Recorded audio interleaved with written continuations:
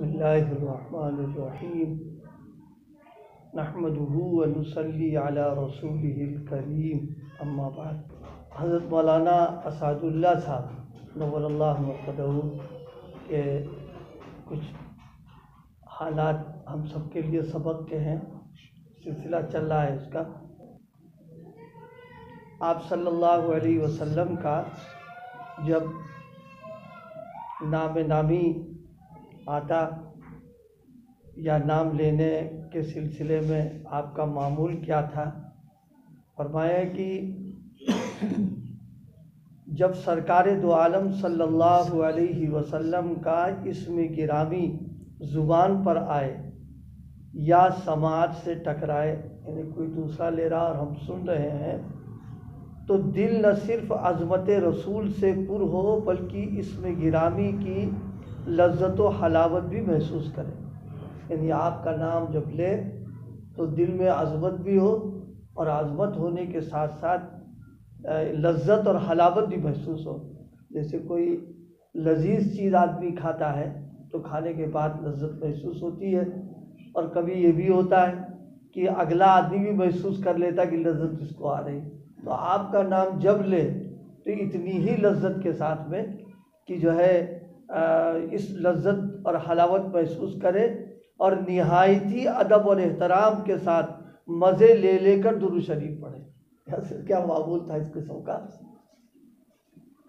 اگر کوئی طالب علم لفظ محمد یا لفظ رسول اللہ کی ادائیگی میں مخارج حروف کی رعایت نہ کرتا یا جلد بازی میں پڑھتا تو آپ تنبیہ فرماتے، پھر بھی طالب علم سے غلطی ہو جاتی تو چہرہ متغیر ہو جاتا، غصہ ہو جاتے، ناراضگی کا اظہار فرماتے، آنکھیں چھلک پڑتی اور فرماتے افسوس ہے محبوب کا نام لینے میں تمہیں لذت نہیں آتی۔ ظاہر ہے یہ چیز تو جب محبت اعلیٰ درجے کی ہوگی تبھی ہوگی، خالی دکھاوے کی یا رسمی معاملہ اگر ہے تو کچھ بھی نہیں، تو ایسے ہی ہو جاتا ہے۔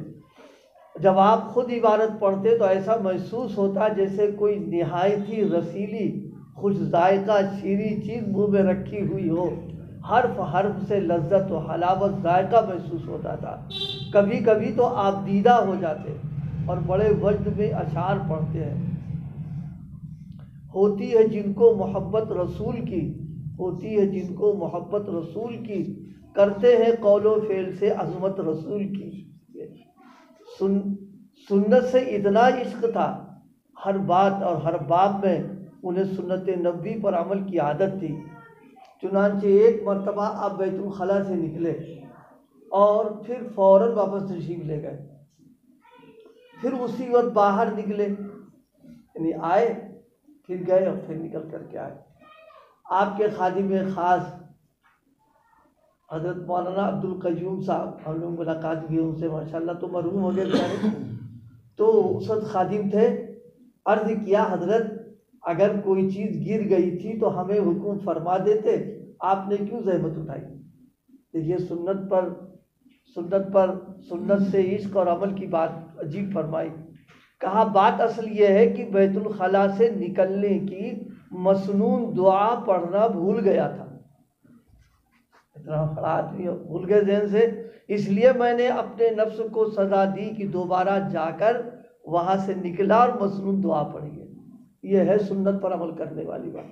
آج تو ہم لوگ بیت الخلاء جانا ہے، نکلنا ہے، نہ اس کا دھیان رکھتا کون سا پیر داخل کریں کون سا بات، یہ سب سنتوں کے اندر ہے۔ آپ نے ارشاد، آپ نے امت کو تعلیم دی ہے، جب جاؤ تو کون سا پیر اندر لے کے جاؤ، دعا پڑھو، نکلو تو کون سی دعا پڑھو، کون سا باہر پیر نکالو۔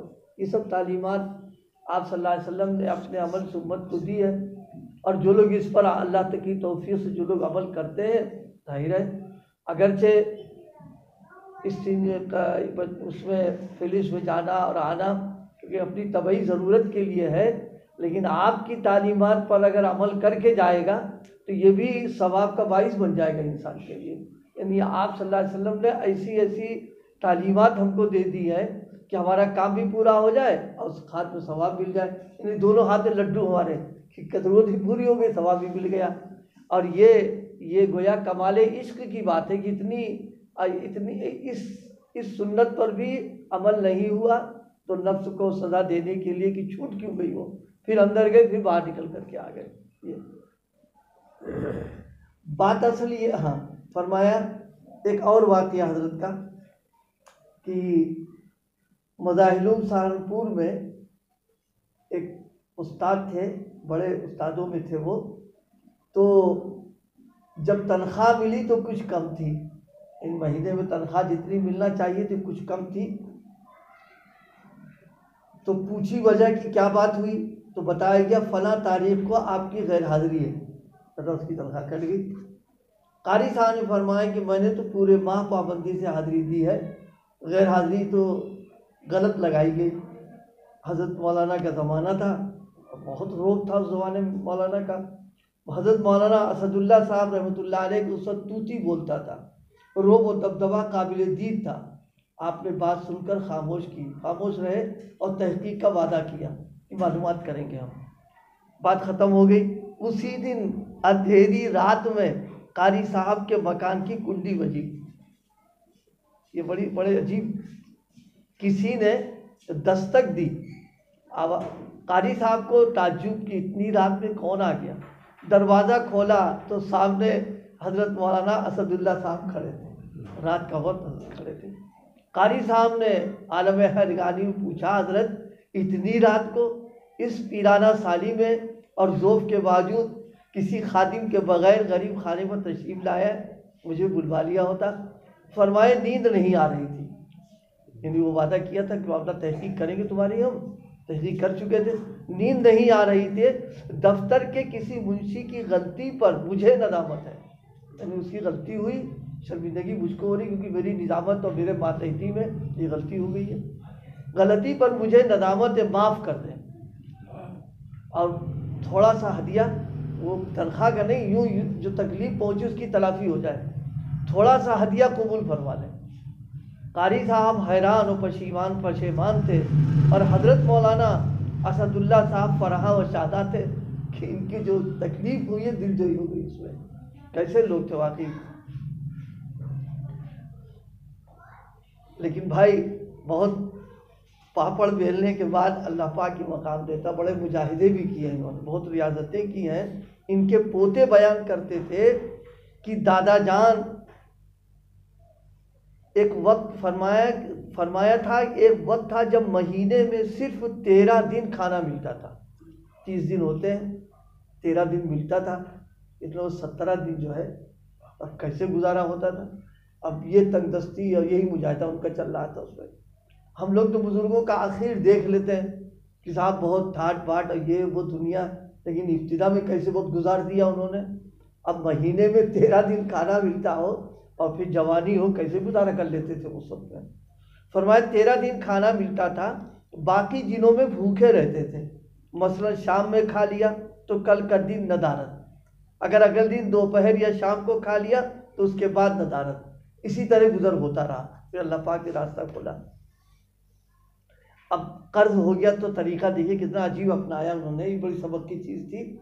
ایک دفعہ آپ کے ذمے قرض ہو گیا تو گھر میں مشورہ کیا کہ اگر اتنے دن گوشت وغیرہ کی جگہ چٹنی روٹی کھائی جائے تو قرض اتر جائے گا، جسے کہتے ہیں کفایت والا مسئلہ، قرضہ بھی تھا اور اس کی ادائیگی کا مسئلہ بھی تھا، تو بس فرمایا کہ سادہ کھانا چٹنی وٹی کھا لیا قرض ادا ہو جائے گا۔ چنانچہ اسی دن سے دونوں وقت کھانے میں صرف روٹی اور چٹنی بنتی رہی، گوشت اور دیگر تکلفات سے بچتے رہے، یہاں تک کہ قرض ادا ہو گیا۔ آپ قرض سے بہت بچتے تھے اور متعلقین کو ہمیشہ تاکید فرماتے تھے کہ نہ قرض لو نہ قرض دو، اور خاص طور سے بھائی قرض ورض کے سلسلے میں دوستوں کو اور اپنے احباب کو ان سے معاملہ نہ کریں۔ تجربہ اس زمانے میں ایسا ہو رہا ہے کہ تعلقات خراب ہو جاتے ہیں اس سے، اس لیے کہ عام مزاج بن گیا ہے وعدہ خلافی کا، عام مزاج، خاص لوگ تو 12 لاکھ بندے رہیں گے ہمیشہ، عموماً ہوتا ہے کہ دے دیے ہم دے دیں گے، اب معلوم ہوا وہ ٹائم آ گیا، تاریخ آ گئی، اب ہمارے مروت کے دوستی کے مانگ نہیں سکتے، مانگ لے کڑواہٹ پیدا ہو جائے گی، تعلقات برسوں میں ختم ہو جائے گا۔ اسی لیے کہا گیا قرض جو ہے یہ محبت، یہ قرض جو ہے یہ محبت، جو ایک قینچی ہے محبت کو کاٹ دیتی ہے، ختم ہو جاتی ہے، لہذا اپنوں کو تو وشواس نہیں وہ کرے، ذرا نہ دینے کو صاف کہہ دے تو تھوڑی دیر کی کڑواہٹ رہے گی، بات ختم ہو جائے گی اس کی، لیکن دینے کے بعد پھر معاملات بعد وقت اتنے بگڑ جاتے ہیں کہ لڑائی، بعد وقت مقدمے کی نوبت اور دشمنی، وہ اس سے بول چال بند ہو گئی، ذرا سا معاملہ کیا اس کے اندر۔ اور قرض لینے میں بھی وہی بتایا نا، وعدہ خلافی ہم لوگ بہت کرتے، ہو ہی نہیں پاتی ہے، تو قرض لینے میں بھی آدمی احتیاط برتے، انتہائی مجبوری ہو تو قرض لے۔ حضرت شیخ نور اللہ مرقدہ نے ایک جگہ فرمایا بھی ہے کہ اگر آدمی قرض لے اور وقت پر ادا کرے تو پھر اس کو قرض ملے گا، کوئی نہیں اس کو منع نہیں کرے گا۔ فرمایا کہ اگر ہانڈی بیچنے کی نوبت آ جائے تو بھی بیچ دے ٹائم پر، تاکہ وعدہ خلافی نہ ہونے پائے، تو پھر کوئی نہیں منع کرے، چاہے کتنا قرض چاہے دے لے۔ تو اس لیے بھائی قرض کے سلسلے میں اللہ پاک ہم سب کو محفوظ فرمائے۔ قرض کے سلسلے میں نہ قرض لو نہ قرض دو، اگرچہ قرض کا لینا سنت ہے، لیکن ظاہر ہے آپ صلی اللہ علیہ وسلم نے لیا، اس کو وقت پہ ادا بھی تو فرما دیا۔ ہم لینا تو یاد رہتا ہے کہ سنت ہے، لیکن یہ کہ جو ہے اس کی ادائیگی ہم بھول جاتے ہیں، وہ بھی تو ہے سنت، وقت پر ادا کرتے ہیں آدمی اس کے اندر۔ یہ حضرت شیخ کا واقعہ، ہمارے بڑوں کا عجیب عجیب معاملہ، فرمائے کہ ایک بار حضرت مولانا خلیل احمد صاحب سہارنپوری رحمۃ اللہ علیہ برما سے سہارنپور تشریف لا رہے تھے۔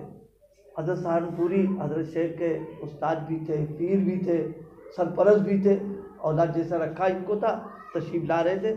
تو سارے اساتذہ استقبال کے لیے ریلوے اسٹیشن پہنچ گئے، شیخ بھی پہنچ گئے، جیب میں پائی نہیں، حضرت کی جیب میں پائی نہیں، ضابطے کی خلاف ورزی برداشت نہیں، یعنی وہاں پلیٹ فارم پر بغیر ٹکٹ لیے ہوئے جانا، حضرت اس میں بچنا چاہ رہے تھے، ضابطے کی خلاف ورزی برداشت نہیں، ٹرین کا وقت ہو چکا تھا۔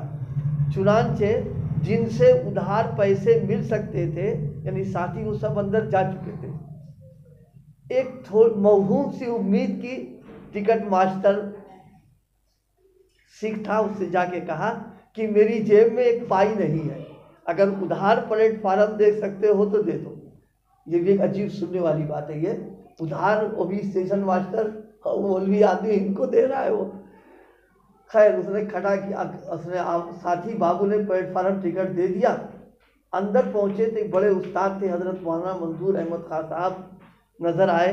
شیخ نے ان سے پوچھا کہ کیا جیب میں 4 پیسے ہیں؟ انہوں نے جواب دیا جی ہاں بہت ہیں۔ شیخ نے فرمایا آپ ٹکٹ ماسٹر کو 4 پیسے دے آئیں، میں نے ٹکٹ ادھار لیا ہے۔ مولانا نے فرمایا مذاق کر رہے ہو، بھلا ٹکٹ بھی کوئی ادھار دیتا ہے؟ اور واقعی ادھار ٹکٹ کون دینے لگے گا؟ تو فرمایا میرا تو سارا نظام ادھاری پہ چلتا ہے، بھلا ٹکٹ کیا چیز ہے؟ بہرحال حضرت شیخ نے 4 پیسے لیے اور کھڑکی کی طرف بڑھے تو مولانا بھی لپک کر ساتھ میں گئے، دیکھنے کے لیے پہنچے۔ پوچھا کسی نے ادھار ٹکٹ لیا ہے؟ تو بابو نے کہا جی ہاں۔ مولانا نے فرمایا پوچھا کہیں ٹکٹ بھی ادھار ملتا ہے؟ تو اس نے کہا ملتا تو نہیں، لیکن ان کی صورت کہہ رہی کہ دھوکہ نہیں دے رہے ہیں، اس لیے ہم نے دے دیا۔ یعنی آدمی کی دیانت اور تقویٰ اس کی بنیاد پر ایک غیر مسلم ہو کر، اور وہ بھی سرکاری معاملے میں اعتماد کر کے دے دیا، فوراً جا کے واپس کر دیا انہوں نے وہاں پر۔ اللہ پاک عمل کی توفیق فرمائے۔